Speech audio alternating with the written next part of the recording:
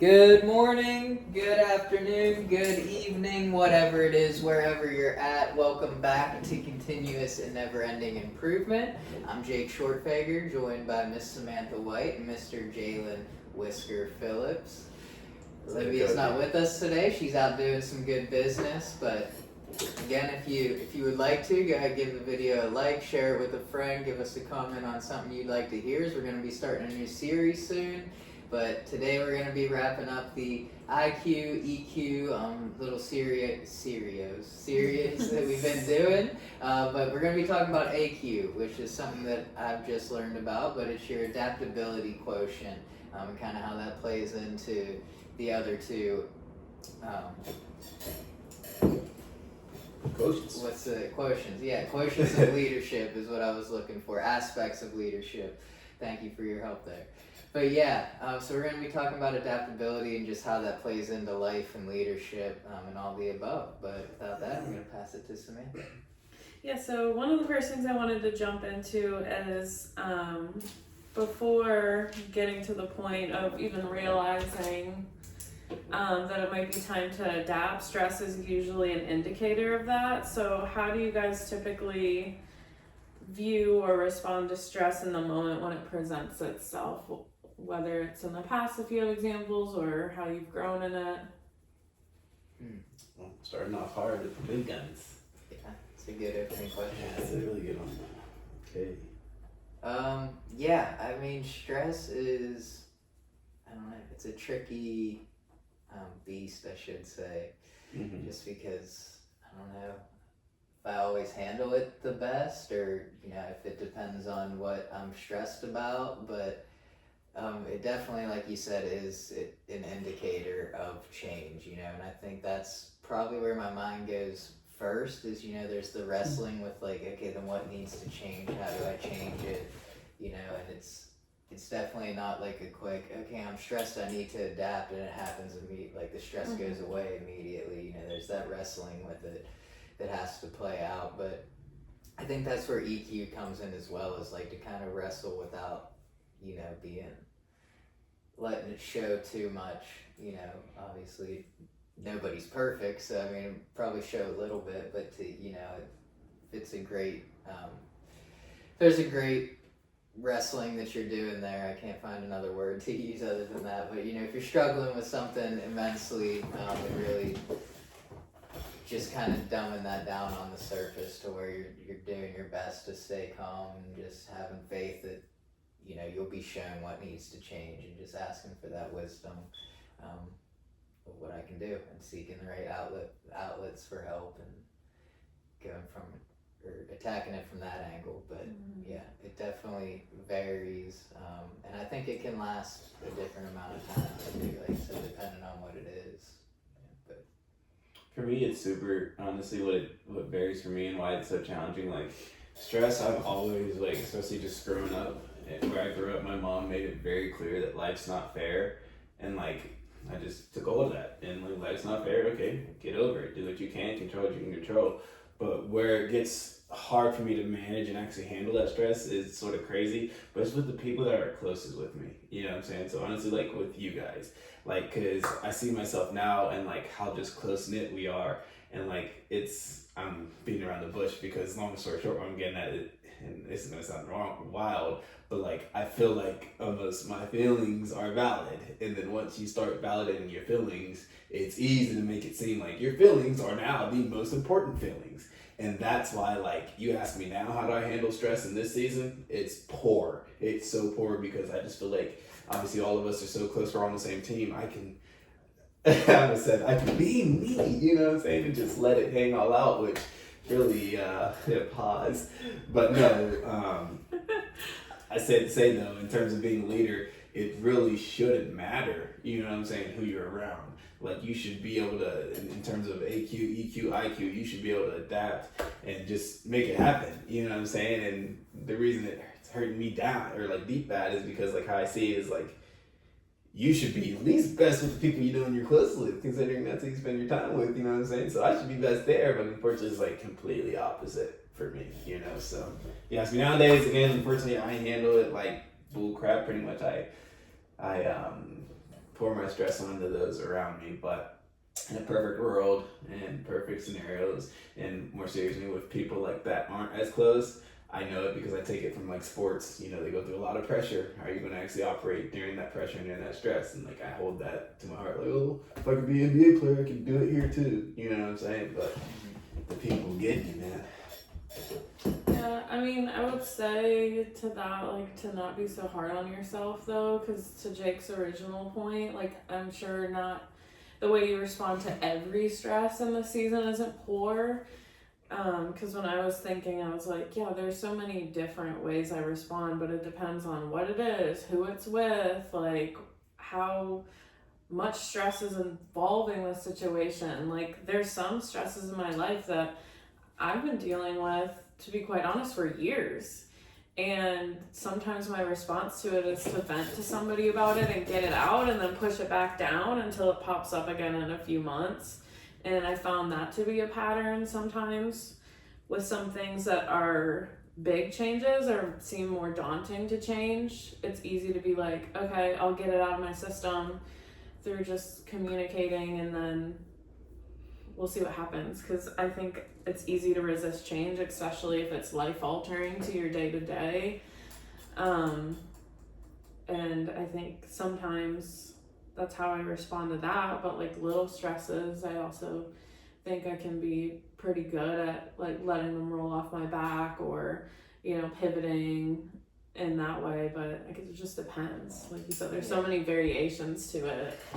Yeah, and I mean, you're definitely not alone in that. I've gone through seasons, especially in the past, just with, like you said, trying to validate my emotions and what I feel. You know what I mean? You're not alone in that. With feeling like what I feel is end all be all. You know what I mean? I've definitely gone through that before, and I used to say all the time too. I think it's in a movie, but I can't remember where I got it from. But life's rough, get a helmet. Yeah. Life's rough, get a helmet. And that's like adaptability. It's being prepared for the change. You know what I mean? Like you can be riding along, and you know, TD Jakes talked about in the video that we watched, like how do you handle the down ride, or basically falling down, you know, making sure you get back up. Like you're gonna, if you bump your head, you're prepared to bump your head in that situation, because things will come, you know. But just kind of being prepared for that change. And yeah, it's definitely, like you were saying, it's tough because it is so, I don't know, unpredictable, I guess, in terms of like how long the stress will last or things like that. But yeah, you're definitely not alone in that. And I think that's why, for me at least, it's important to ask for grace, you know, and to go that way, because it definitely in the past, when I'd strive for perfection and like that perfectionism was heavy, the further away I got from it, the more often I would make mistakes and then be critical of myself of, oh, how'd you do this? And while I'm being critical of myself on that mistake, I'd make another one, you know. And it was just this cycle that wasn't good, rather than, you know, analyzing it. And now I'm more able to take the time to say, you know, does it need to be said? Does it need to be said right now? And does it need to be said by me? Which is, if it's something I'm dealing with personally, then it has to be said by me. But, you know, when and where, the time and the place of it all, you know, rather than I'm feeling it now, so I need to say it now, you know, and kind of really managing it that way, rather than just, you know, like he was talking about with the pilot, I guess, you know, I mean, if there's a situation going on and they're stressed out, you know, or freaking out, they're gonna, you know, try to be as calm as possible to resolve the situation, and then afterwards they can go to their therapist or whoever pilot's talking about things with and say, yeah, I was really scared, you know. But they're not gonna come over and say, everyone be calm, I'm really scared right now. But, you know. Yeah. How do you guys, because I know we talked about stress being an indicator, how do you know when it's time to adapt? Are there any other signs or things that you've done that has helped you realize in the past, like, oh, it's time for a change, I need to adapt this strategy? Yeah, I mean, was a big one for me, obviously, with drinking and the DUIs that I've accumulated over that. I mean, it was pretty blatant that, okay, something's got to change. I need a new strategy and a new infrastructure to deal with this because, obviously trying to manage it just myself wasn't working. And there was a lot of stress, a lot of fear, went into that of, am I going to go to jail? Am I going to lose this job? Just all this stuff. There was a lot of stress put in front of me over that. But ironically, too, that led to better being able to deal with it because it was, at that point, it was out of my hands. I had to learn to trust God with it and say, okay, what are you doing here? How are you working this together for the good? And that's when I really turned over and found faith and said, okay, I'm going to adapt to it. I need a new way of life. What I'm doing, my structure and strategy isn't working. It hasn't worked for a long time. And, looking back, obviously I wish the first or the second one would have opened my eyes to it, but ultimately, it takes what it takes, but yeah, that was a big one for I had to change my whole way of life, at least to that point. Yeah, I guess sometimes life just puts you in that spot. Yeah, for me, it's when I feel like that, literally, when I just get in the dog days of life and like groundhog days, and you just sort of wake up and like, I'm here again, you know what I'm saying? And it's like, I'll tell you, to be fully honest, like, it takes me a minute in those dog days to realize like, hey, I need to actually change my structure or something, because a lot of times what gets me out of those is just that changing a structure. But how my black and white mind works is, if it works one time, it's going to work all the time. So I will literally force myself in that structure. And I guess for me, the main thing is when I start like lashing out on people and like really having trouble like controlling my emotions. That's when I'm like, oh, okay, something needs to change. You know what I'm saying? Like, I was talking to you in the car, how I was like, spiritually, I just don't feel as high up as I would like to. You know what I'm saying? Like, as close to God as I would like to is what I'm trying to say. And like, it's wild because I've been doing the same routine that got me to where I felt close to God, you know what I'm saying? And this new move with the moving and all that nonsense. But it's like, I'll tell you now, like, I felt this, I've been feeling this for dang near 2-3 weeks. I haven't changed it yet. I'm going to change it once I come back from Cincinnati. But like, I haven't changed it yet just because that, again, that same black and white brain, just like, it's going to click. You just got to keep clicking it. You know what I'm saying? But realistically, like TD said, I got to change my structure or something. You know what I'm saying? What was the other one? Structure, your strategy, yeah. Cool. Which, that's a good point, because I mean, I look at it as like going to the gym. You go to the gym every day for, let's just say every day, point blank, and you do the same workout every day, eventually it's going to get so easy you're not going to have any growth. Yeah. So you got to change, make it a little harder, a little more rigorous, or go a little deeper and focus on, more specific muscle groups to really get the growth that you're looking for there. And that's why I'm thankful too for, and it's weird, like before I never would have been thankful for something bad, like easily to say like that's a bad thing that happened, and it definitely is a bad thing that happened that I did, and not encouraging anyone to go drink and drive and your whole life will change, because it will one way or the other, you know what I mean? Not necessarily a safe way to do it, but I mean, it's in finding recovery and coming out of that, that's given me a structure of, it's not that I'm never stressed, but it's given me listen, I have to deal with it in this way. I have to, go to a meeting, talk about it with people there, and, work the steps and do my self-reflection and all these things to handle it better, because before I would have just blacked out and been like, the stress isn't there, it's irrelevant, so it's given me a structure to really lean on, and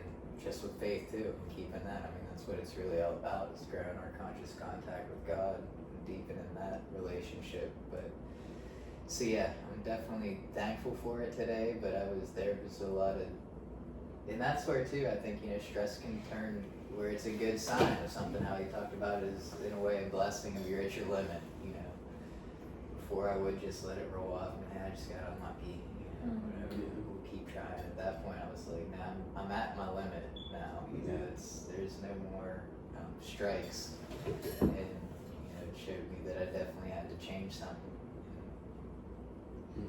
Yeah, I feel like there's a lot of things that can indicate or ignite the thought of like, oh, I probably should change something. But like to actually do it's a different thing. Because initially I was thinking like other people, because you say this sometimes like, oh, we're all like in our own movie, and we're like the main character in our own movie. Yes. And sometimes it takes like an outsider of my movie to be like, what's going on in this plot? We've been at it for a while, like, and I'll be like, you're right. You know what? You're right. I need to do something, and then I don't. You know, and I feel like there's probably other things like that, but I guess it ultimately, like, I don't know, it's life, like, puts you in a corner, because obviously other people can ignite it, but you have to, like, come to full terms with it yourself to actually, I guess you said this, like, surrender to the change is ultimately what we have to do. I feel like naturally as human beings we're constantly resisting change. It's just a natural reaction.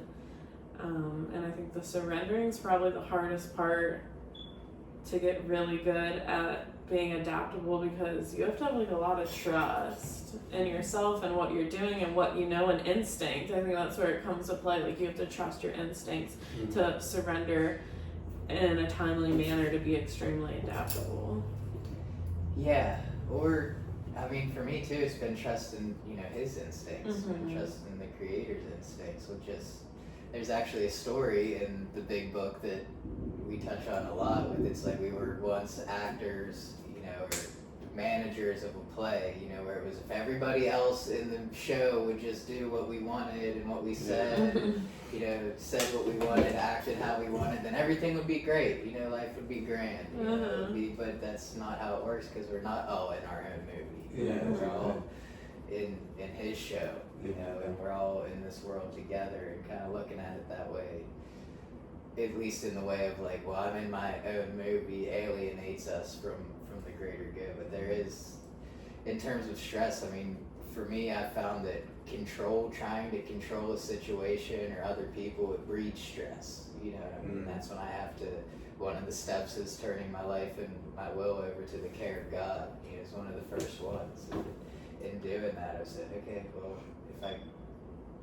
and it's the serenity prayer, you know, grant me the serenity to accept the things I cannot change, the courage to change the things I can, and the wisdom to know the difference. So with that kind of helps alleviate stress too for me, saying, okay, I can't change that. If I can change it, you know, give me the strength to do it, and just give me the wisdom to know which is which, you know, guide me there. And it goes deeper into that, is accepting hardships as the pathway to peace is another part of it that doesn't get talked about as much, but I mean, that's true. That acceptance is a big key of it too. It's like, okay, this is really hard right now, but accepting that that's gonna in turn strengthen me in some way or another, you know, like everything's temporary, this hardship won't last forever, and coming out of it's gonna help make us all better leaders and things of that. It goes back to, you know, how do you handle the down ride again? You know, it's accepting that as the pathway to peace, and saying, okay, we're gonna throw our hands up on the roller coaster and ride it out. But yeah, on the flip side of that, what experiences have you guys had with like having success and being on the up ride, kind of, you know, you have more to lose, and if you can't handle it, like he said, you can have too many opportunities but not enough infrastructure to sustain those. What has that looked like for you guys, or what came to mind with that? For me, the infrastructure. I just can think of like back when we were popping and things were moving and yada yada yada. Like, obviously, it was easy to see the success that was coming, especially how fast it was coming. And like I say that to say, didn't think twice of the infrastructure. You know, I just wanted like, okay, I want more. What's next? What's next? What's next? And like all the way to the point where it was like, the need infrastructure. Obviously, like we know we went to Texas, right? And like literally thought it was crazy, but like, cause I literally was like, I thought I had it figured out, you know, because of all the successes that we've seen. I thought I had it figured out, and I get put in a whole new Texas where I'm like, I got it figured out. I got everything I need. I go there, and guess what? I don't have the infrastructure, and guess what happens? And I think you guys know I'm back in Pittsburgh doing the podcast, but that would be the biggest thing, is like just losing sight of really, I want to say the bigger picture, but more or less making it about me. Like it was easy to just make it about me and like, okay, what am I getting out of this? I'm putting in a lot. Because I work hard, I know I do, you know what I'm saying? But where I get messed up is thinking that I deserve something that I don't deserve, you know what I'm saying? More or less thinking that I deserve something that somebody else doesn't deserve. That's sort of ass backwards for, you know, lack of better terms, but. Yeah, I mean, for me it was a similar time, obviously, when everything was going good. And there was a lot of opportunity, like you were saying, you know, but there was a lot of opportunity, and here we had infrastructure. But for me, I mean, I was the breaking point of my, you know, I caused my own self-destruction in that way. You know, I mean, obviously we were about to open up, and we had just opened up Cleveland not long ago. We were planning to move up to Ann Arbor and open that one, and it was, yeah, everything seemed to be going good, but on the inside, nothing was going good. And I thought I had everything I needed to sustain it skill-wise, but, you know, emotionally, there was no inkling of being able to sustain it, you know, so it's really funny the way things all worked out and the timing it did, just because I always tell myself now, like, if we would have opened that, like, it would have been just a way worse situation for everybody involved if we would have opened that, and then things would have happened how they did, but, you know, further down the line. But I mean, it comes back to the sustainability aspect of it. You know, there was never a thought in my mind of just sustain this. There was always more, you know what I mean? And if I wasn't okay with just sustaining, I wanted it to grow and keep growing and just forever grow, which in a way for us that's okay internally and spiritually, but materialistically, you know, it's not, you know, it's being thankful and not selfish about things. I would lie to myself even and be like, no, I'm humble and I'm doing this for this person, but it was like a selfish humility, you know, that I had, because obviously there wasn't an aspect of like, well, I would go out of my way to help somebody if I didn't get any credit or it didn't help me in any way, you know. It wasn't like sacrificial, it was just, yeah, if there's something in it for me, I'm willing to do it, you know. And a lot of times that meant it wasn't just me looking out for my own skin. A lot of times that meant there was a lot of good for everybody, but if there wasn't anything in it for me, and I wasn't as willing to do it, and sometimes I would, but yeah, so there was definitely just the whole sustainability about it and realizing what that means, and not just craving more. That was always an issue of mine. It's more. Enough was never enough for me. And that ultimately led to all of it being taken away. But yeah, no, that's a really good point. I resonate with that as well during that time. I also think like this is so true, because I felt like IQ and EQ was enough, and I think where I lacked the most was AQ, because it's like, oh, if it isn't broke, don't fix it, and it's worked before, and this is how we built it, and, you know, more opportunities kept coming, and I would respond to just like growing it the same way we've always grown it, instead of looking at different avenues and being it held back my creativity, because I would always, and I still do this a bit, like benchmarks, whether it be other cities and people. If they do it this way, if they're not going to do it a different way, I don't want to try. Like, it's like a fear thing to try something new. So there was a lot of resistance to just leaning back on like, this is what works, so let's just do it, whatever means necessary, and run with it. And looking back, like, yeah, I don't know why. I think there is like a fear to, and it kind of goes with the WIGs, the wildly inspiring goals, to like go after something different, because what will that do to my whirlwind, like my day to day, if that doesn't work out and the people that are in it. So like, let's not mess that up, you know? And yeah, I think adaptability is extremely important and also extremely complex and difficult. Yeah, it definitely is. And I always thought I was pretty good at adapting, you know, but it was always adapting to, I guess, like I was talking about, just negative things that I caused, you know, Yeah. and being able to adapt to, okay, well, you know, it's not that bad, it's not that bad. But that does go into success as well, with like contentment, you know, being content with the journey that we're following, you know, and sustaining that, and not being afraid to try anything new. I mean, I think is huge for that, because there's a psalm I love where at the end it talks about make our efforts successful, you know, and it's all we can do is give the effort, and you know that, and ultimately, you know, we can't take the credit or the glory for if it is successful at the end, and if it's not, then we try something else, you know. But yeah, there's seasons change, and just because something worked for a long time doesn't mean it'll always work, you know. But Yeah, and I think in doing that, the whole you learn from the lows how to ride the highs, I was trying to learn from the highs how to respond to the lows, and just applying the same logic there. There's not a lot of lessons to be learned when things are going great, and you're just dealing, with the whirlwind every day. That's always going to be there.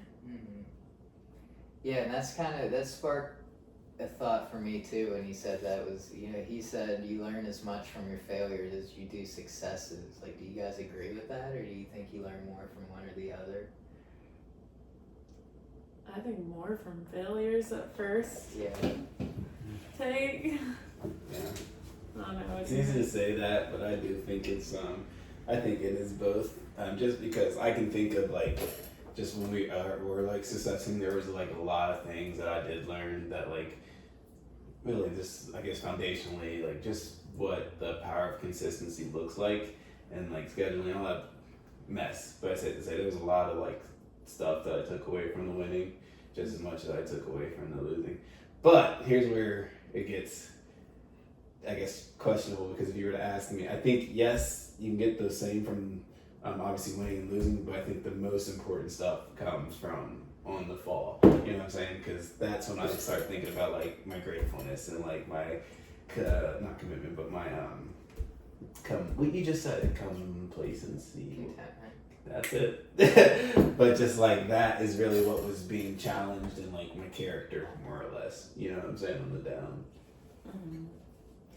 Yeah, I think we find that.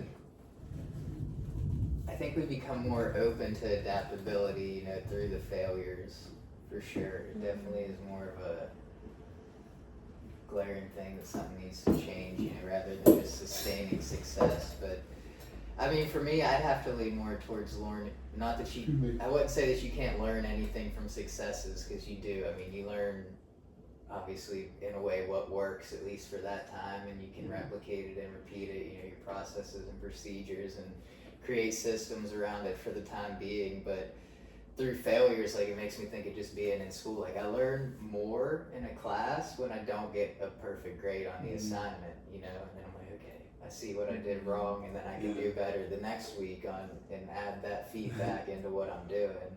Rather, because there's some times where, I mean, it just goes back to perfectionism, where I won't stress myself out. Like, if I hit a roadblock and I'm like, well, I don't waste time trying to make it perfect. I just tell myself, like, is it good enough to pass in a way? You know, obviously not to the point of like, okay, get a D, get a C. Like, I still, you know, aim to have a good grade on it, but it's more about, okay, well, if I don't get that, it's not the end of the world. You know, I'll learn more about what I'm struggling with right now if I don't get it right, and get the feedback and see where it went wrong, and like I said, the feedback on just how it should be done, rather than stressing to try to get it right, or spending extra time trying to figure it out on my own through research and all X, Y, and Z. I'm just that goes back to kind of like the whirlwind, you know, not spending 100% of our time managing that. You know, like I can't spend the majority of my day trying to get one little thing right. When, you know, if it's not going to make or break me, it's, you know, just keep learning from it, moving forward, keep learning. So that was definitely important. I like the 80% most on that with managing the whirlwind. Yeah, I feel like that's a really good question that you ask because I think they both reveal something about ourselves, but I think you have to experience both to learn anything from either side too. Because it's like experiencing lows makes me think back to like, wow, I didn't have enough gratitude in my highs, but if you don't have both, I don't even have anything to like parallel or compare it to. So I guess I could see how they're both important. Yeah, something else too that I liked that the video talked about was just, you know, the dog chasing the car, but he never stops to think about, you know, I can't drive. You know, I can't drive it. Do you guys ever feel like you're chasing something without kind of thinking about like, can I actually run that? You know, can I actually like manage that if I got it? Like, what would I do? Like you said, a blessing isn't a blessing if you can't handle it. You know, so kind of in that way, like. So I know I felt at times that, or that I'm chasing something that maybe, at least these days, like what am I going to do with that if I actually caught the car in a way? But before I was just chasing it, never stopped to think about like, can I actually handle that? Like, is that something? I don't personally ever feel that way. I mean, you guys know what I say, and I do believe it. Like, I believe anything I could put, if I put my mind to it, I can do it. It's I know, flawed mindset, but it's just one of those beliefs that I have. And mainly, I mean, it stems from also like just, I guess, the religion, right? And just like, because I believe like, you know, we're all called to certain things, right?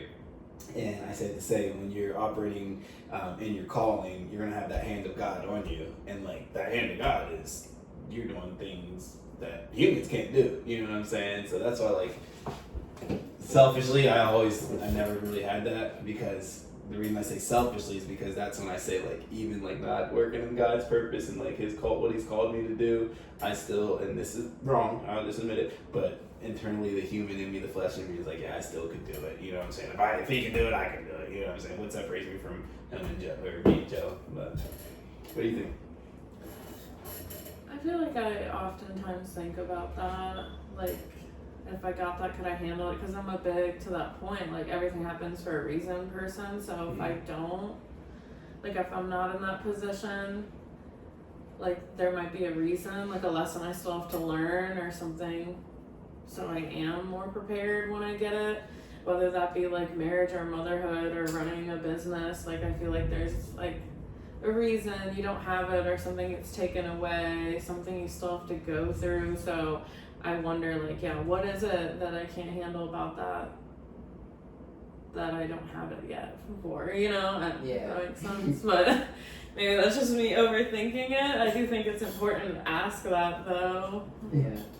This is wild, because I've never ever thought like that, and like literally I got the car, black Nissan also, but no, it's literally I got the car, and there was a moment, because I told you I had to get insurance and all that bull crap, and like spent more money than I thought I was going to, but there was a moment where I just caught myself like thinking like, oh shoot, okay, monthly insurance, gas, I don't know what that expense looks like, and like I literally just caught myself, and I got a little bit stressed, and I literally thought like, okay, shoot, is it now the time for the car? But once I like heard my brain say that, I was like, get the heck out of here, you know what I'm saying? Like, I've never thought like that. I've always been someone jump face first and not even worry about necessarily whatever, which isn't good. I'm not saying that's good, but I'm just saying like it's wild that you said that, because I've never had a thought like that until the black Nissan Altima is sitting right outside if you want to check it out. But Yeah, I mean, for a long time I didn't have a thought like that either. I think you guys both made great points with just, because I think we should have the confidence, and if we're willing to grow into it, like, then yeah, I mean, why? But, I mean, obviously we know we can pray for anything, but that doesn't mean that we're going to be given it right away. There's the yes, no, and not yet of it all, kind of like you were talking about with well, then what is it? Why? Like, what do I need to work on? What do I need to grow? What do I need to change to be able to handle it? Or is it something even I'm supposed to have? You know, is it something that I'm just wanting out of my own desires for whatever it may be, whatever reason, you know, fill in the blank. But yeah, that's definitely a thought I have now more of just, you know, is that something that I should have? Would I be able to manage it well if I was given it? Because it goes back to stewardship, like we were talking today, you know, is it really something that I can manage right now, you know, with what it looks like? Am I managing the things that I have now and appreciating them enough to even deserve more, you know? That's funny because I do think that develops with like age and wisdom. You start to have those thoughts more, just in life, regardless of what it is. Because like when you're like young, like especially if you're not like a cautious kid, you're a daredevil, you'll jump off whatever, try anything. Like you don't have like a lot to lose in your head, or you haven't experienced not like completing that. If you're like, oh, I'm gonna land this backflip, and you land on your back and you're sore for a week, like you just don't know any better. But then like experiencing failures and highs and lows, then you start to like think more. And I think it's also like an appreciation for what you're going after, instead of just like, yeah, like I deserve this, like I'm gonna take it. Well, what does it take to have that? And you start to consider that more. Because I think like I was talking to one of my friends that's like a mother now, and she was saying, yeah, I would do like all kinds of crazy stuff, and now I just out of nowhere, like I'm just so cautious because like I have someone else to worry about. And it's not even that that's the first thought in my mind, it just like naturally develops, and I'm like, yeah, I think that does happen with age, regardless of who you are. Like, yeah, and I mean I think that ties into adaptability, because we, at least with responsibility, but I mean as we grow up, we start to adapt in the sense of our responsibilities grow, and we start to understand the value of things more, you know, the value of life, the value of the things that we have, and that's where like the appreciation for it all grows from, rather than, you know, are you living in a state of appreciation and of thankfulness, and even though, you know, we are called to abundant life and to trust for our needs to be met and to live abundantly, but to really appreciate what we're given, and, you know, just like I said, for that, I think it's important for that value of things to grow, which is something that I didn't have. You know, I was careless with everything for a long time. It's that's really shifted. so funny that you just said the word careless, because the whole time you're talking, I was like, is it about being fearless, or is it just about like you said, caring more about something? Like, is it being careless, fearless? Like, which one? Because you'd think like, oh yeah, I'm fearless when I'm young and I'll do anything, try anything, and it's just like, well, now that you're older, because you've experienced some things that didn't go your way, do you just operate in a little bit more fear, or do you just care more, which probably is more so what it is? I mean, I definitely think it's that, because I mean, I would say I'm still pretty fearless in terms of a lot of things, you know. I mean, that's how we're called to live. But yeah, I think it's definitely more careless, just because, I mean, how do I want to say it? There's, again, you don't have the value or the appreciation of anything, you know. It's just, I mean, there's a reckless aspect to it, you know what I mean? It's not so much that I wouldn't do it, I'm willing to still take risks, you know. That's why, like, I'm still fearless in that regard. Like, I'm willing to take confident risks, but before I didn't weigh the risk reward. It was just, you know, it didn't take much reward for me to take a risk, you know. And now it's like, is it a risk worth taking, you know? Is there fruit or anything? Is it going to benefit others, or is it just to, before I take a risk, just to get the people going? You know what I mean? It'd be a stupid risk. Just to feel good or feel something. Just to get a rush of adrenaline for no reason, you know, which I'm not saying anything against, like, the way of adrenaline junkies. Like, if you got the fearlessness to jump out of an airplane, I mean, do it, you know. I mean, you know, feel that rush. But that's something I guess I'm scared of, you know what I mean? Like, I don't necessarily love the feel of falling and just jumping out of an airplane. But yeah, it's not a risk that I wouldn't take if I ever built up the courage to do it. You know, it's just again like, what's the reward there? I don't have the desire to feel that rush. Yes, which some people do, and you know, more power to you. Yeah. I just saw actually my brother-in-law just showed me a video of this lady jumping out of an airplane on her 90th birthday. I was like, that's amazing. That's You know what I mean? crazy. That's awesome. Good. And that, in a way, like maybe I would do it then, because that's an inspiration. You know, that's That's inspiring. definitely inspiring. That's for sure. You live to 90 and you jump out of an airplane on your birthday. That's amazing. You know? Yeah, there's definitely more calculation in the risks that I take today. Mhm.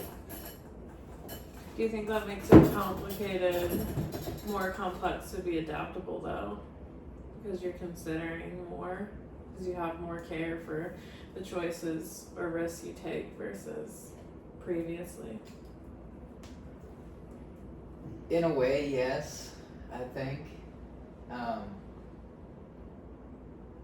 Yeah, I think it doesn't necessarily come as easily now, but that just goes back to the structure and strategy of managing the stress and dealing with the stress that comes when it's time to adapt. But I don't. Yeah, I think it's definitely, you know, it makes me maybe try to think and control things more, but then there's typically that moment of that let go and let God, you know what I mean? That just, Kicks in. yeah, but it's not as like quick as before because I'm not as careless anymore, you know? Before it was easy to adapt because I didn't care as much, so I was like, whatever, okay, Mhm. roll with it, or, you know, and I think in a way too, I'm kind of brushing over, you know, just when it was hard to adapt in the past because of wanting to have more control, you know, so it goes hand in hand, you know, when I was trying to run the show, like we were talking about, thinking it was my movie and I was the star, you know, it was still hard to adapt when it wasn't my plan that was being implemented to adapt to, you know what I mean? Now it's easier to do it in that realm, but it's, you know, when it's kind of unpredictable, or, you know, it's kind of like Liv was asking, what's the question, you know, how did she say it? Give an example Would of you time run, you've had to adapt. you know, would you, on your feet or your Yeah, toes? on your feet or your Well, toes, yeah. You know, you gotta be on your toes if you're ready to adapt. You want to get caught flat-footed, Right. and that's the thing. Like, am I getting caught flat-footed? Because that can still happen, but Yeah. that's when it's hard. You know, when I get complacent rather than content. You know, with how things are, and Yeah. just handling the challenges of it. But That's a good point. Because I think for a second there, I was just like, yeah, like, it has been so hard for me to respond to change lately because I think the whole thing more, like, I feel like you have more to lose the older you get. There's more on the line. And I think about it way more than I would have when coming out here to start this. But then it's like, yeah, but there's a whole other side to that. Like you pointed out, where there's a lot of, like, selfish, careless decisions being made that backfired. So I think, just like anything, balance. You need a little bit of both there, Yeah. but not all or nothing. yeah, and I mean, the scripture I was studying today was the one of, you know, basically denying yourself. You know, when you give up, giving up your life for the sake of Jesus, you will save it. When you try to cling and hold on to it, you will lose it. And I mean, that's kind of what it is. You know, when I'm clinging on to something and I'm holding tight, you know, that's when it's tougher to adapt. But when I'm just kind of letting things flow, it's a lot easier to adapt and just say, okay, you know, I know your plan's better. What are you gonna do? You know, how are you gonna move? You know, and kind of staying in that state. So it's definitely a daily thing to work on, but it's probably a lot. I don't know if easier is the right word today, because I don't want to contradict myself too, but it's definitely a healthier adaptability. You know, Yeah. I'm not just like brushing things off or under the rug, you know, to be able to keep moving. It's really accepting, like, okay, it's an accepting adaptability. Okay, I know something better is at work then if that had to change. Yeah, that's a good mindset to have around it.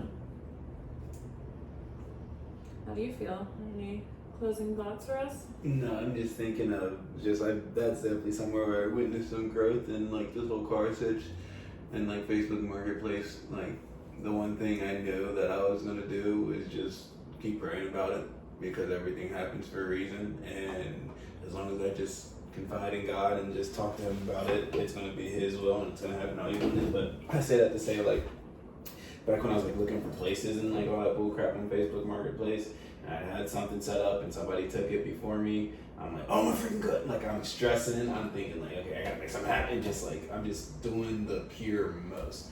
And like, I mean, you've seen there's a couple cars that I were interested in that, of course, they were swoops.